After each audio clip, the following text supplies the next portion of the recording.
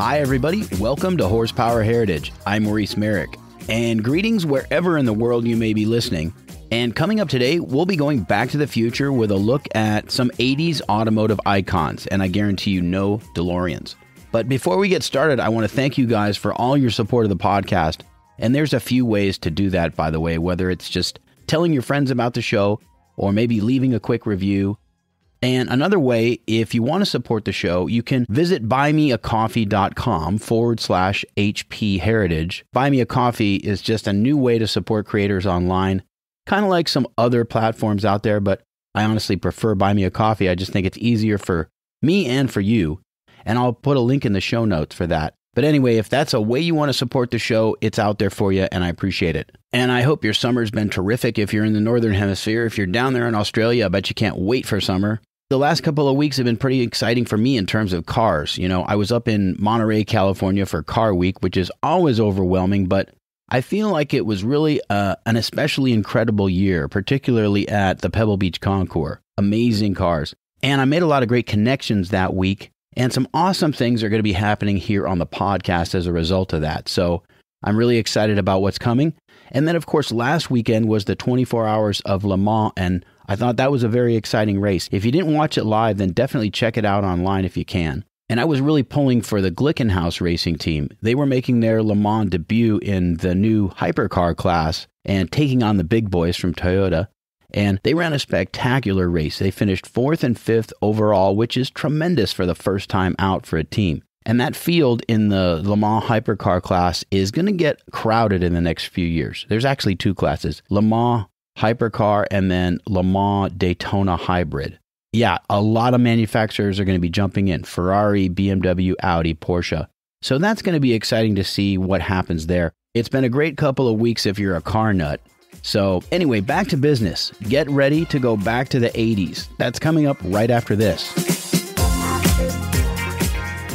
Hey everybody, MacLeod from Model Citizen Diecast, and if you're looking to start your own scale model car collection, they've got you covered, from 1/43rd scale all the way up to the ginormous 1/8 scale creations from the Amalgam Collection.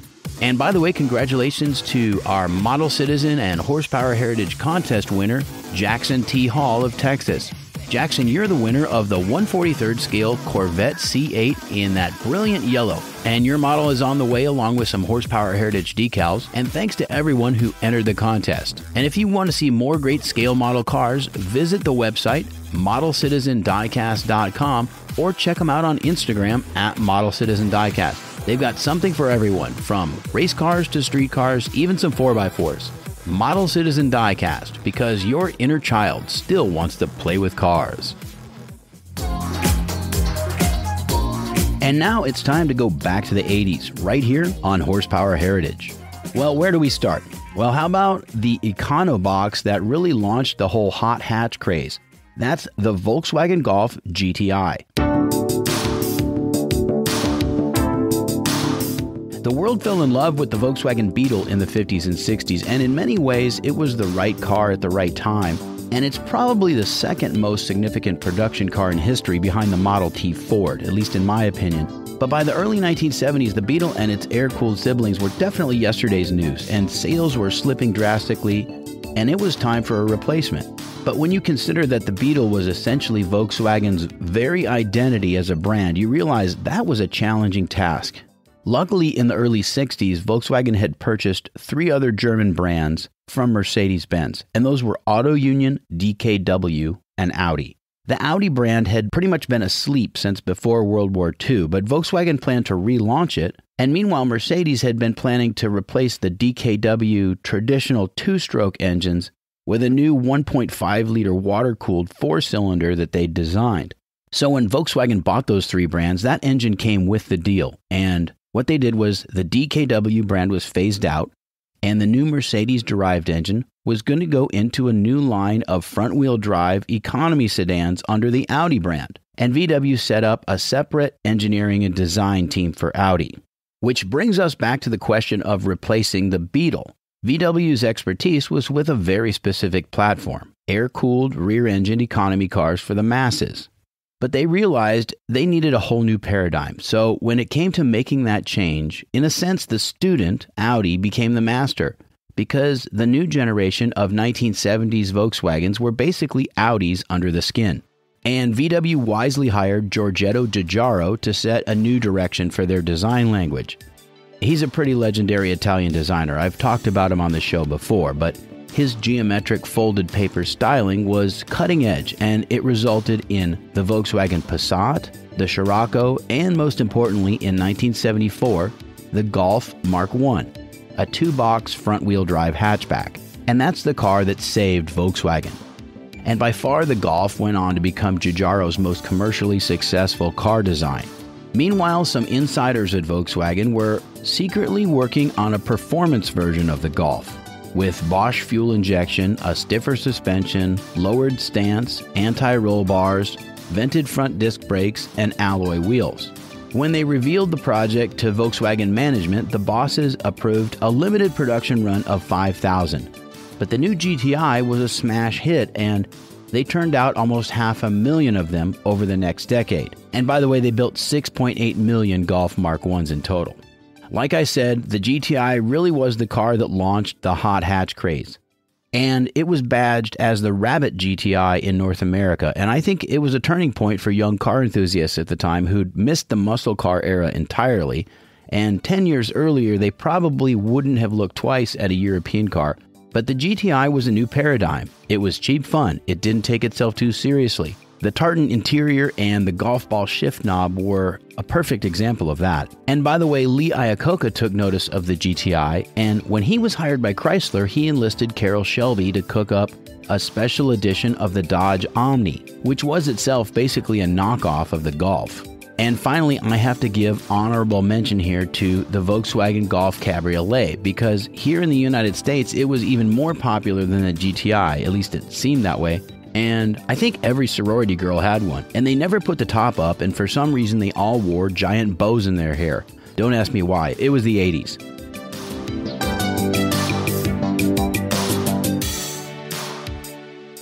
So next up is the Fox Body Ford Mustang.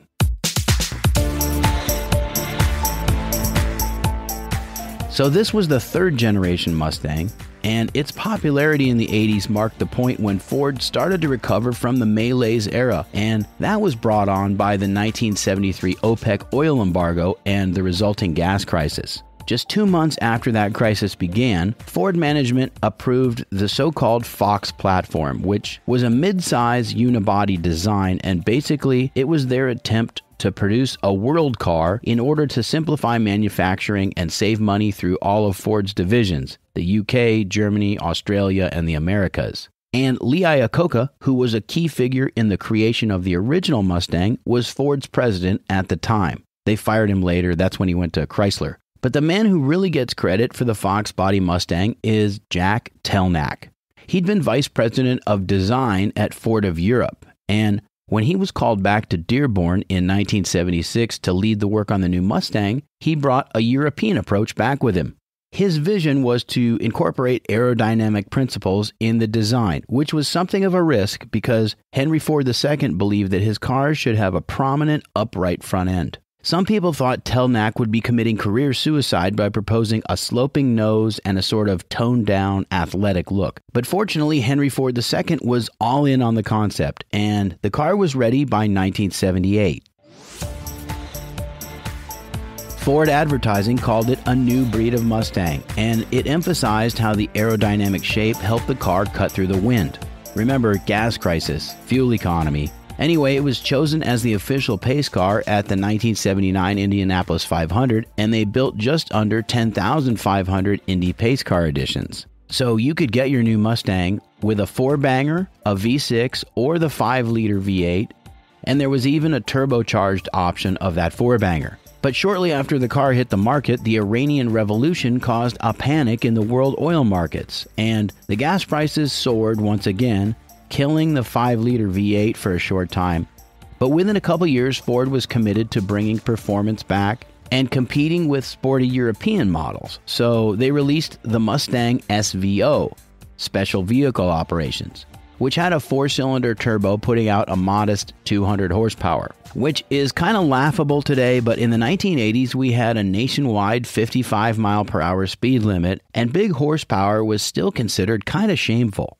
Throughout the 80s, Ford kept refining that aero look of the car with a more slippery nose and then faired-in headlamps, and in 1987, the GT got dressed up with an aggressive air dam and ground effects, and even louvers on the taillights, and the Ford muscle car was back.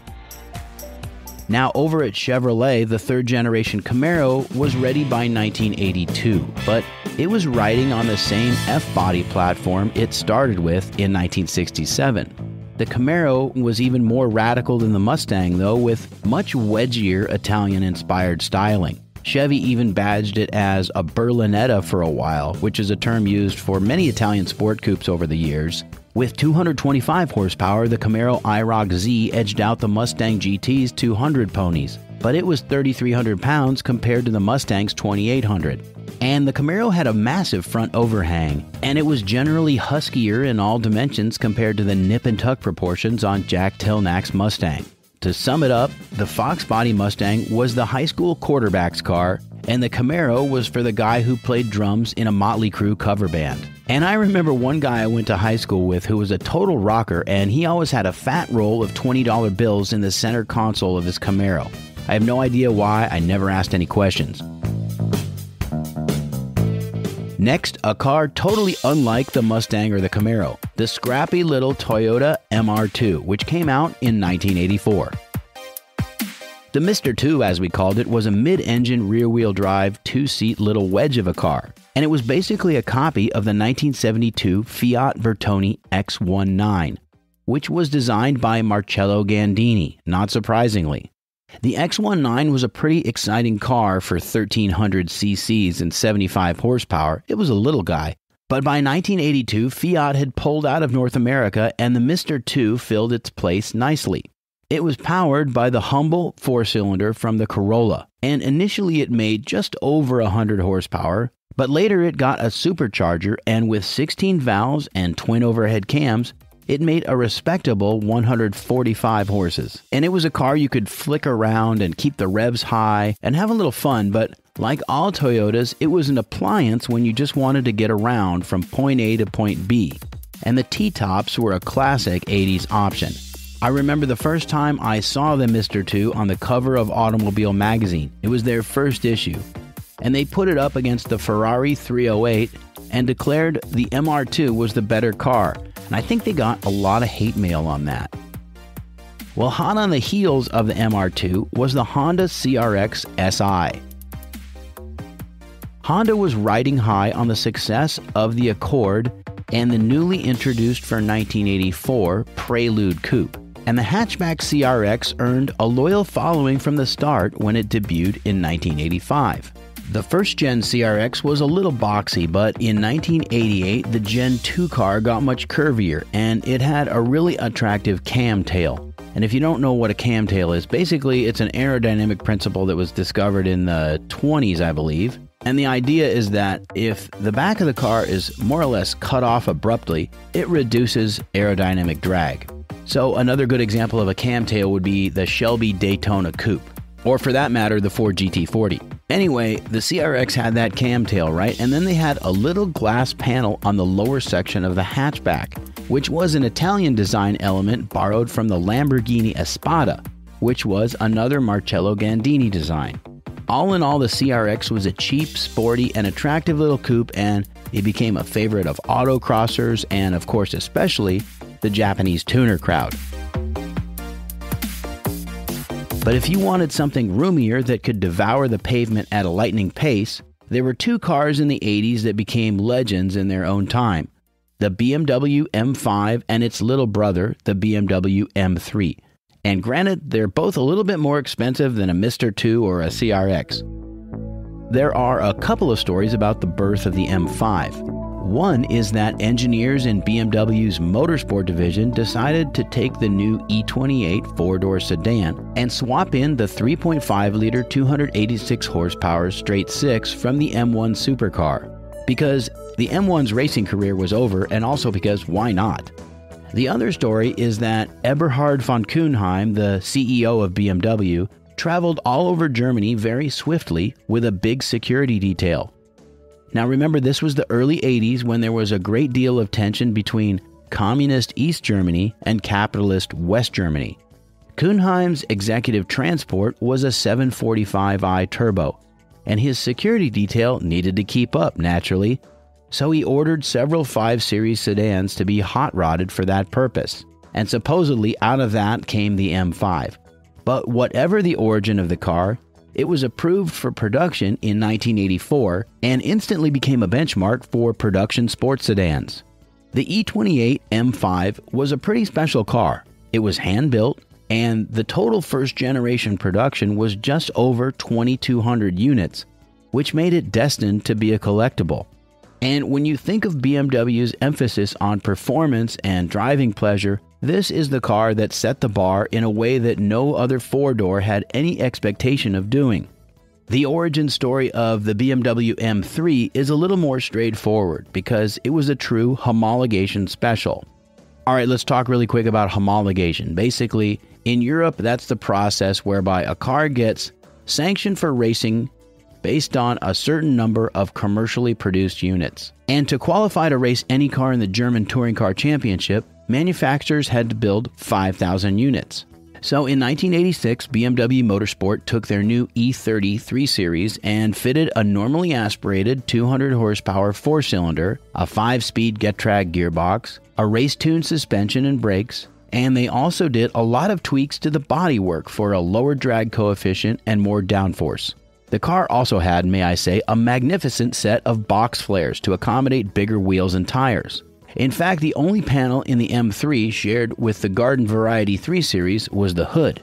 The production M3 was good for 146 miles per hour, and the racing versions hit 296 horsepower, somewhere around 160 or 65 miles per hour top speed, and they were a huge success, winning 18 World Championship titles, as well as the 24 Hours of the Nürburgring 5 times, the 24 Hours of Spa 4 times, and they did it without forced induction. In fact, BMW was very resistant to that approach in their production cars for a long time.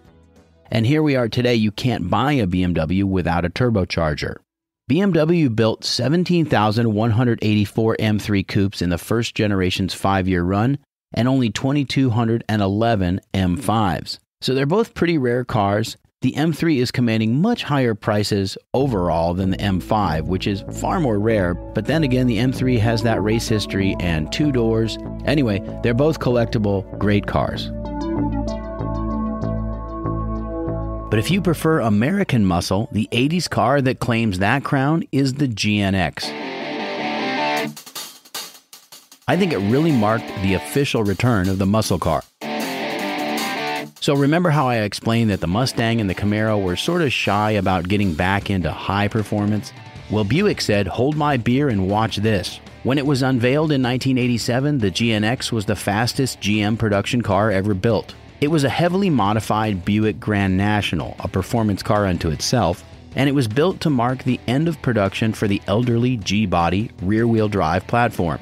After that, Buick went front-wheel drive and everything kind of went downhill. And the work wasn't actually done by Buick, but by a company called ASC McLaren. The backstory is that in 1969, Bruce McLaren had organized a North American engineering subsidiary to support racing programs in IndyCar and Can-Am. But eventually, McLaren was focused on racing in Europe, and they sold their Detroit operation to the American Sunroof Company, which was started in the early 60s in Los Angeles, doing custom sunroofs and other conversions. But by the late 1970s, they were doing custom convertibles at a time when there weren't as many factory offerings available. And they did a lot of work for OEMs in the 80s, including the Saab 900 and Porsche 944 convertibles. Anyway, 547 factory-built Grand Nationals were shipped to ASC McLaren to be transformed into the Buick GNX. At the heart of the car was a 3.8-liter V6 with an uprated turbocharger that had a special ceramic impeller, which was groundbreaking technology in 1987. They also added an air-to-air intercooler, a trick suspension setup, chassis reinforcement, special Stewart Warner gauges, special GNX badging, and a numbered identification plate for each car. Buick modestly claimed 276 horsepower, but independent testing showed the GNX was pumping out more like 300 plus, which again isn't that impressive today, but in its time the GNX had the same bad boy status as the Dodge Challenger SRT Hellcat did a few years ago, and by the way they were marked up by dealers in a similar fashion. Buick engineers wanted the car to be quicker than the Corvette, which it was, and they made sure to point out it was also quicker than the Lamborghini Countach and the Ferrari Testarossa. Granted, they were a little bit detuned for the US market, so not completely fair comparison. The GNX was only available in a sinister high-gloss black with blacked-out trim and wheels, and that led to plenty of Darth Vader jokes, but nobody was laughing at its straight-line performance. In a drag race test, it even dominated a Callaway twin-turbo Corvette. The GNX was a rocket ship. Well, up to now, I've been telling you about cars that were a big success, and they definitely qualify as 80s icons, but let's be real, they've all been pretty conventional. Well, the next one is anything but conventional. Its very reason for existing disappeared before it was a reality, and the company that created it killed the car before it could kill them. I'm exaggerating a little bit, but not by much. If you're familiar with military aircraft programs from the 50s and 60s, even just a little bit, you know, they cost a fortune and they yielded a lot of useful knowledge, but they often didn't result in a production airplane and many projects got canceled when they hit snags. Well, it's not a perfect analogy, but it'll do because I'm talking about the Porsche 959. So let's go back to 1981.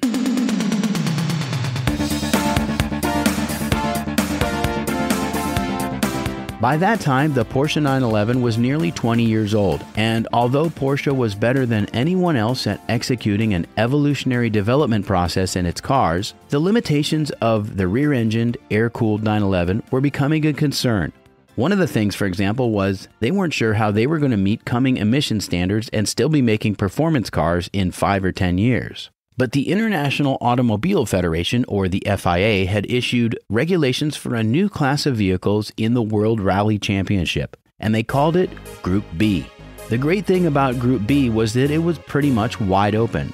The cars had to have 2 seats and a top, and there were a few rules about engine displacement and tire size, but for the most part, it left manufacturers to their own devices when it came to design, layout, materials, dimensions, and power output.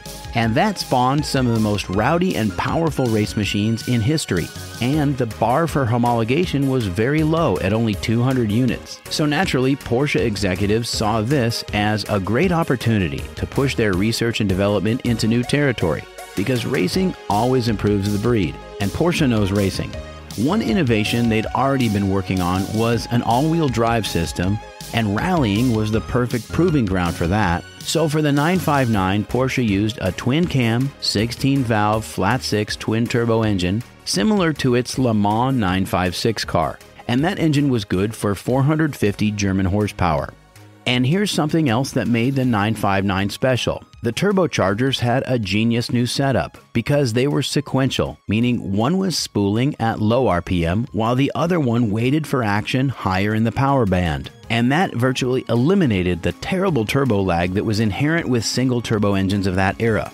All that power went through a 6-speed gearbox, with one ratio being a low granny gear for extreme off-road terrain, and then it got sent to an all-wheel drive system that the driver could control, biasing power to the front or rear, and even each wheel based on traction needs at any given moment. The engine case was air-cooled like a conventional 911, but the heads were water-cooled.